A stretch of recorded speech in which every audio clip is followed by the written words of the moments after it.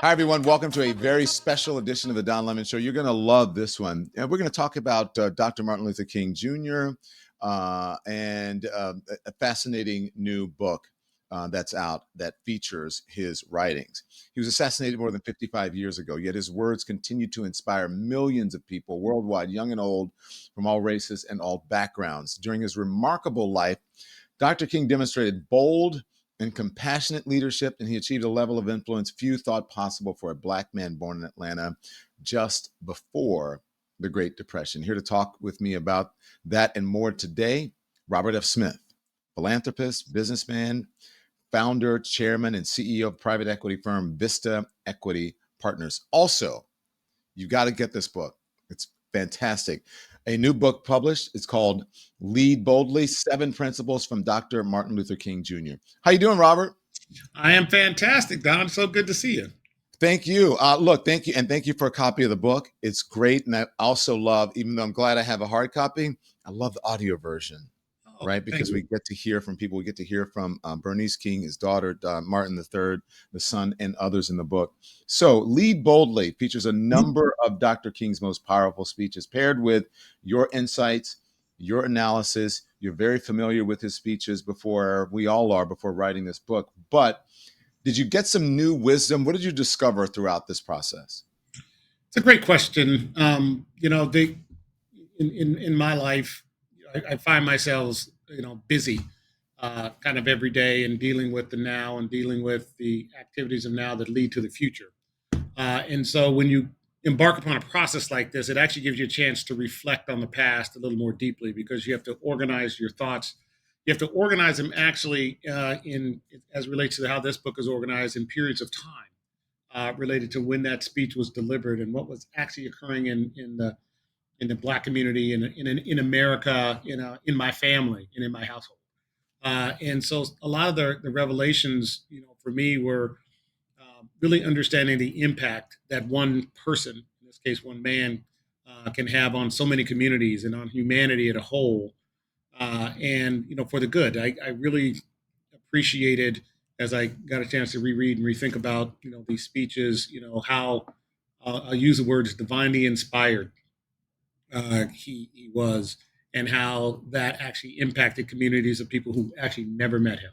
So the importance of doing hard work and in changing the condition of communities is critical, and it can be exhausting. But Yeah. when you have inspired words that can lead the way, and you reacquaint yourself with those inspired words, it will keep you, kind of keep your energy going to make change for the better. I'm glad you said that because look, when you're around people who are, as you said, divinely inspired, I'm glad that you use that those two words, divinely inspired. When you're around people like that, you feel their energy. They resonate, they vibrate in a certain way. And I feel that similarly, especially when I see, highly people who have achieved great things. And then amongst clergy or just when people are spiritual, you feel that vibration. And I wonder, if it has helped you. Deepak Chopra talks about living in moments of inspiration, right? And if you are in a moment of inspiration, you are unstoppable and you are vibrating at such a high level. It's probably the closest that you can get to whatever the divine is. So when you read Dr. King's words and his speeches, does it help you to get into that place? And do you think about what you have achieved as a Black man in America, and in large part because of what he set before you? What actually brings me to that state in reading his words is actually thinking about what was occurring in my community at that time, and my family at that time, and my community leaders at that time. That's what helps me understand, the selfless giving that the aunts, the uncles, the people in our community gave to the Mhm. children of my community. And what that imparts upon me is an ever increasing, knowledge that it is my obligation to give what I can give to the community of people that I care about going forward. So that divine inspiration and what I felt comes from putting his words in the context of how my community was acting and behaving. And I saw, this give you an example, and I write about this a bit in the book. a young man who, there was rocketry happening, and we were landing people on the moon, and he decided to take on, these young African American kids in the neighborhood and teach them rocketry. He had no reason to do that outside of wanting to communicate some knowledge, some insight, some presence of what was actually occurring in a community that was much bigger than us. We were in Denver, Colorado. What would we know about, rocketry outside of what we saw on television? But he took that time, and then I look at, of those 8 kids that were in that little rocket club, 6 of them became STEM students, engineers, or doctorates in many cases in science. Right? It's that what actually puts it in perspective for me, that I just really enjoyed, not just rereading the speeches, but putting them in the context of how they were tracking and how my life and community was tracking against the words that he was speaking. Mm-hmm. What's your favorite speech? I love, look, obviously I love the popular ones or whatever, which is good. There's also one that I believe is really underrated. And also that's what the Googles, that's what the internet says, that remaining awake through a great revolution is one of Dr. King's most underrated speeches. His address delivered to the National Conference on New Politics in Chicago in 1967. This speech, delivered just months before his assassination, outlines a powerful critique of American society, focusing on the interconnectedness of poverty, racism, and militarism, and calling for a revolution of values. People often talk about, the Birmingham jail speech and on, but they don't really talk that much about the ones that were very critical of American society and racism and bigotry and white supremacy. Right. And I think, again, it's all in context of what you're looking for at the time. His speeches, his work, his words, and Coretta Scott King, their words were a tapestry of, call it a moral understanding of who we can be, Mm. and a challenge for who we should become. And I always say, "Oh, what's your favorite kid?" To me, it's all the tapestry that make up the richness of his words. Of course, I'm very focused on things like economic justice, but in some cases, I'm even more focused on the importance of building a community of mutual support. And to me, that is as important. So when I think about the chapters like the beloved community, to me, because I grew up in a beloved community, one where I saw the elders look to deliver their best selves as best they could under their conditions to the children, so that the children felt like they had opportunity, and America was what we hoped it would be, Mm. versus when we got out of our community, what we found it to be, Yeah. in many cases. So that's the tapestry, I think, of his words is important, which is why I was just so honored, honestly, to be asked by the King Center and of course HarperCollins to participate in what is now the first of its kind collaboration. So it was a wonderful honor to be asked to participate in. Yeah, I want to talk about that collaboration, but let's just can I pick up on what you said? You said the community and building a community, because when I left CNN, I said I want to build a community. I don't want to just be able to speak one way to the audience, right? It's just me sort of pontificating, and so I've been able to build a community Mhm. here, and it has been one of the most fulfilling things that I've ever done. Can you? And I think that right now, what's happening in the world, what's happening in the country, we need to be in community, especially Black Right. folks. We need to be in community. Can you talk to about the importance of that?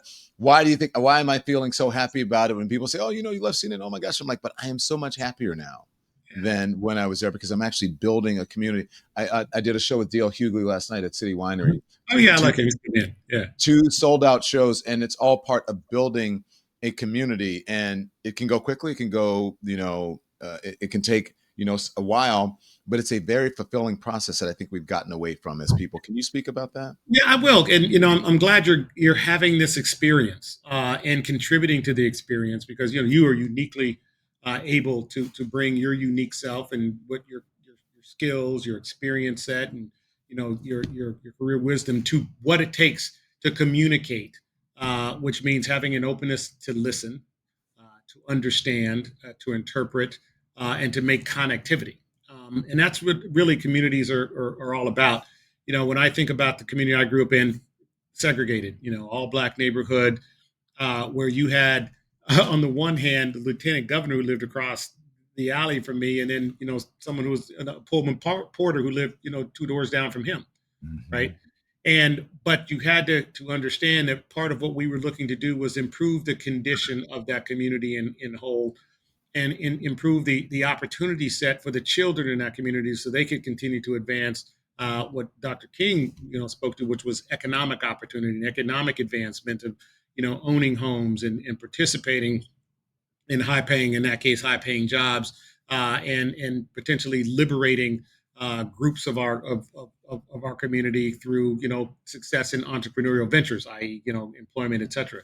So building the fabric of community requires people with different skills who have the confidence to share those skills with the rest of the community. Like seeing my music teacher who had the confidence to share, to teach us all how to play piano, or Mr. Robinson, who had the confidence to share, teach us how to become carpenters, or to fix things, or to fix a car, and people who like my parents and others taught us the confidence of learning math and science and engineering, and the community supported that. And so when you saw people excelling, that you saw the community rally around them. I remember when my father got his doctorate, kind of the first person anyone knew had got his doctorate, how the whole community came literally for months to come by just to shake his hand and congratulate the work that he had done, and how he was advancing us. Mhm. Okay, not just us as a family, but us as a community, us as a community of Black people, by him achieving that level of accolade and success in education. So that's what it's about. I think it's finding an opportunity to share openly, taking some risk, and providing whatever you can to the community at levels that help that community advance. So it's Yeah. a wonderful Yeah. thing you're experiencing. Thank you very much. So, and the collaboration is part of the community building process as well. Let's talk about this collaboration that you have with the King family, because you've had a relationship for a long-standing relationship with the King family. I think people should know about that. In fact, you purchased the King family home, am I right, many years ago, so it can be preserved as an official historic destination. Correct? Right. Yes, But the you've life done that and the for birth home, both of the life and the birth home. Yeah. yeah, okay. And Yeah. so, that kind act really, I think, helped to move the King family to contribute to this book because of your longstanding support of the family and continuing on with their legacy. What was it like working with the King family on this project? The advantage is you not only understand the words on the paper, but when you speak with his children, you understand more the heart of the man and the heart of Coretta Scott King.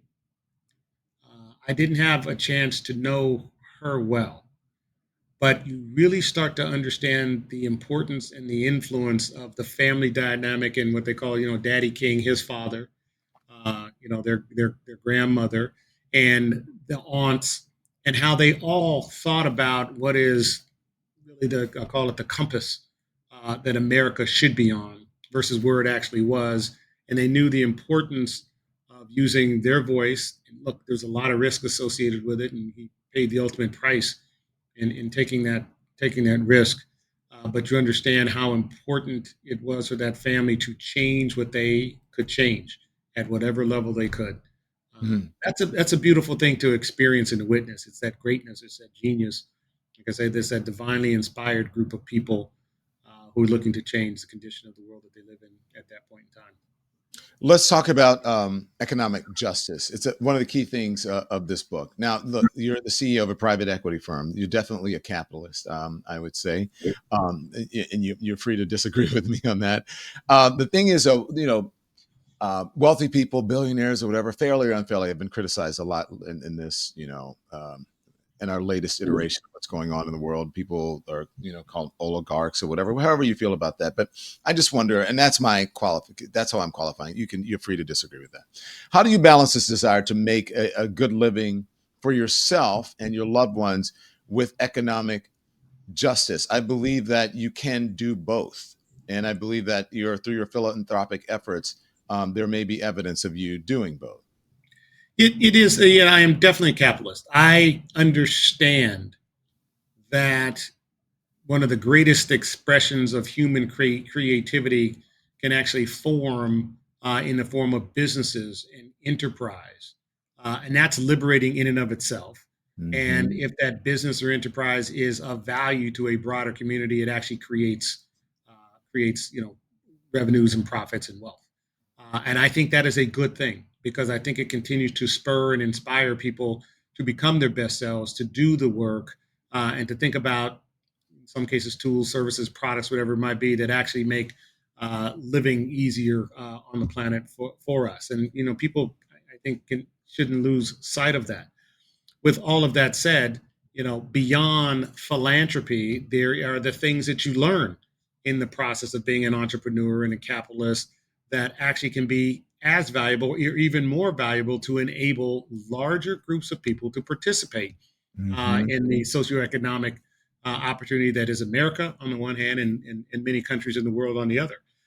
The thing that, of course, we have to identify and challenge are when there are unfair obstacles, which is what a lot of what Dr. King talked about. From redlining and job discrimination to some of the digital divide access and capital lack of capital access that actually inhibits certain communities in America to thrive.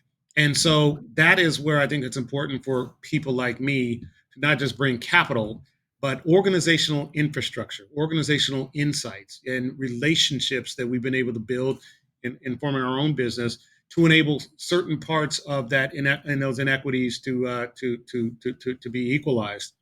Mm-hmm. I think about the way we've been able to attack things like broadband for HBCUs, or capital for that goes into CDFIs, or digital enablement of CDFIs. We would have never been able to do that had I not had relationships with CEOs of some of the largest companies in America who solved that problem for other communities and may not have been aware of the problem in the communities that we were facing.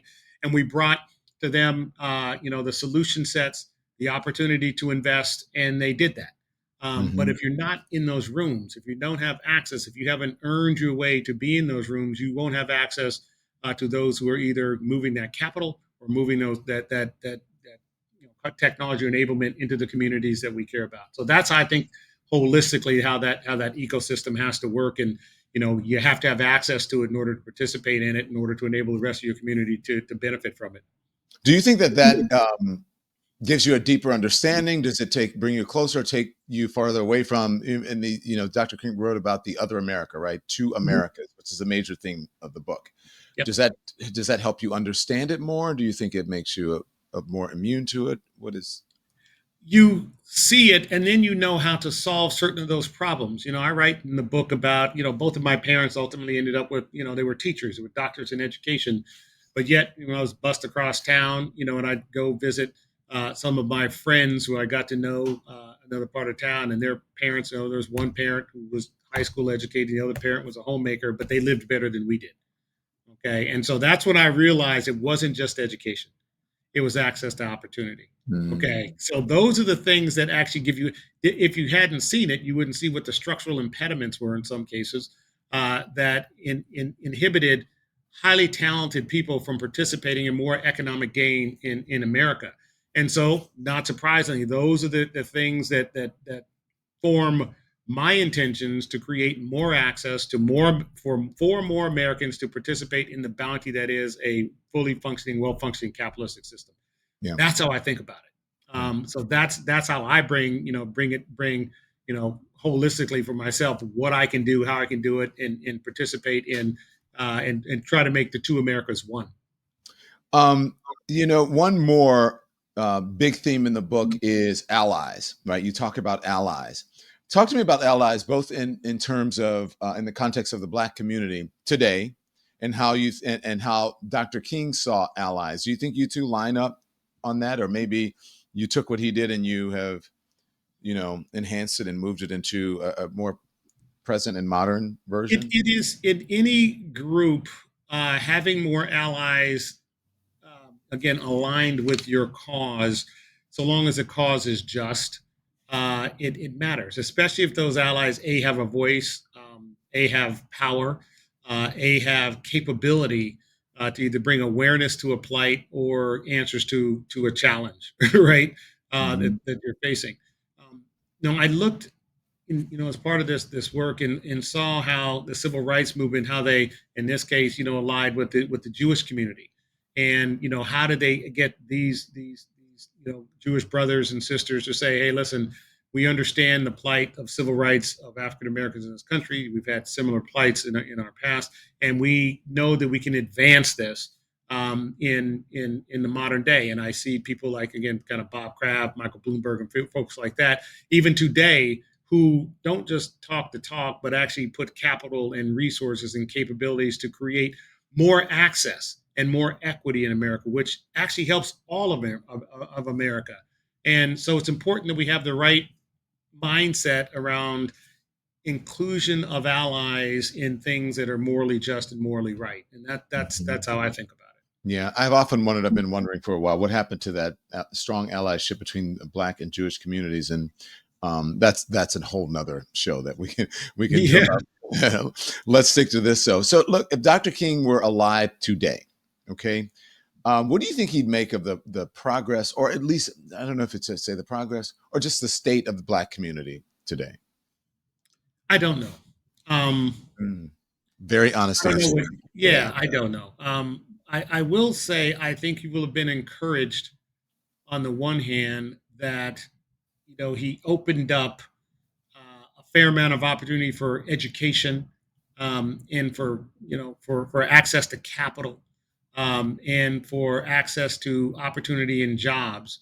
I think he'd be disappointed where we have seen a constriction in those three areas. And I think he'd be encouraged when he'd see, young, folks like you and I, and I'm putting us in the young category, that are actually using our voice, using our capacity to improve the condition of our community. And I think he'd be disappointed when he saw people who were capable to do it and weren't doing it, and were being more, kind of selfish in the way that they were approaching either their success or their access. So, like all of us, we get inspired by certain folks and disappointed by others. But I would probably think that he thinks we could make more change, and if we continued to embrace some of his words, some of his teachings, and some of the call it the moral compass that he viewed was important for America to move towards, we could move there a lot faster, and actually have a more robust economy, and a gentler communities in which we live. What do you think he'd think of you? He'd probably say that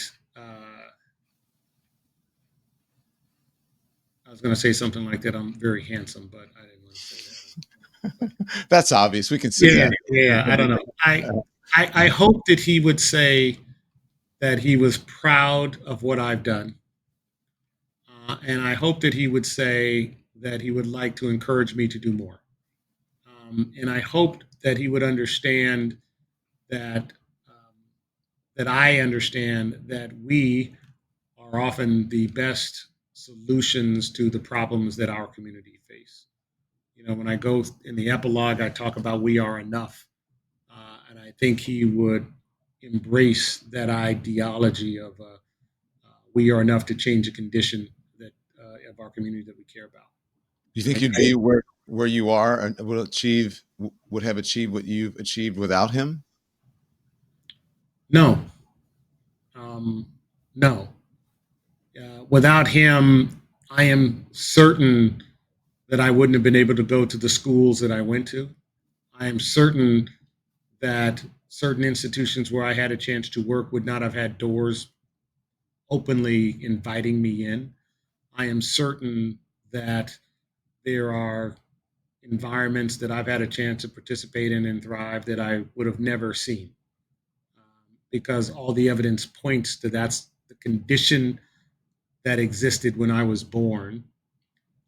And that was a condition that changed because of his leadership. Robert F. Smith. The book is called Lead Boldly: 7 Principles from Dr. Martin Luther King Jr.